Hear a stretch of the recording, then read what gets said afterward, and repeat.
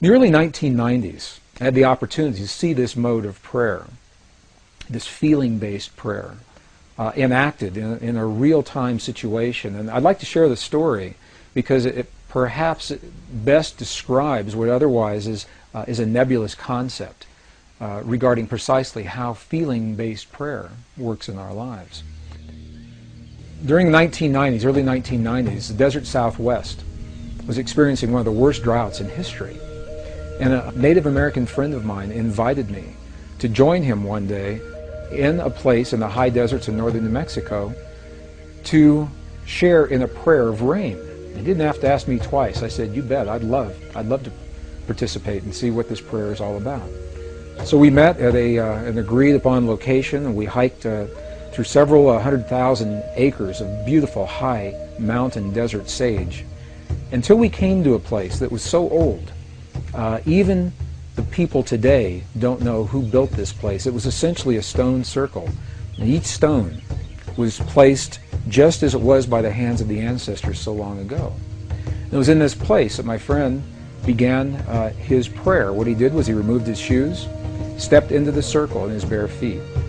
He honored all of his ancestors. He simply said, "All of my ancestors, all of my ancestors." Honored the four directions. He turned his back to me, held his hand in a prayer position just a few seconds. And then he turned around and looked at me and he said, "I'm hungry. Let's go get a bite to eat." And I said, "I thought you were going to share this prayer. I thought you were going to pray for rain." And he looked at me and he said, "No." He said, "Because if we prayed for rain, rain could never happen. Because the moment you pray for something to occur, you've just acknowledged that it does not exist in that moment." And I thought about what he said. It made a lot of sense to me. If I say, "Dear God, please let there be peace in the world," what I'm saying in that moment is that peace isn't there.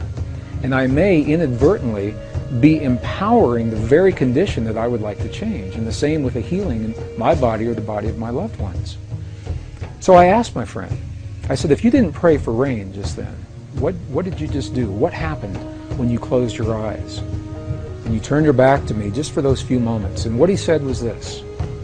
He said, "When I closed my eyes, I began to feel the feeling of what it feels like to have rain in our Pueblo village."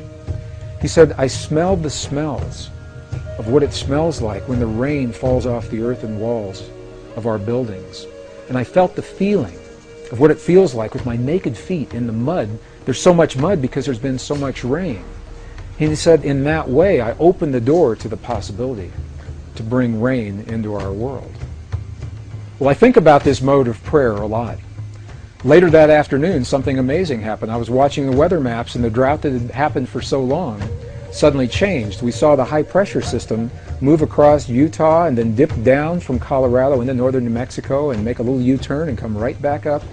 We had rain that night, and we had rain all the next day. It rained, and I called my friend. And I asked him, I said, "There's so much rain, the valleys are flooding, the roads are flooding. What in the world is going on?" And he was quiet just for a moment, and he said, "That's the part of the prayer." He said, "I never quite figured out." So I have no way of scientifically validating that my friend's prayer had anything to do with that rain. But the correlations are so high. We see it happen so many times, we know there is an effect.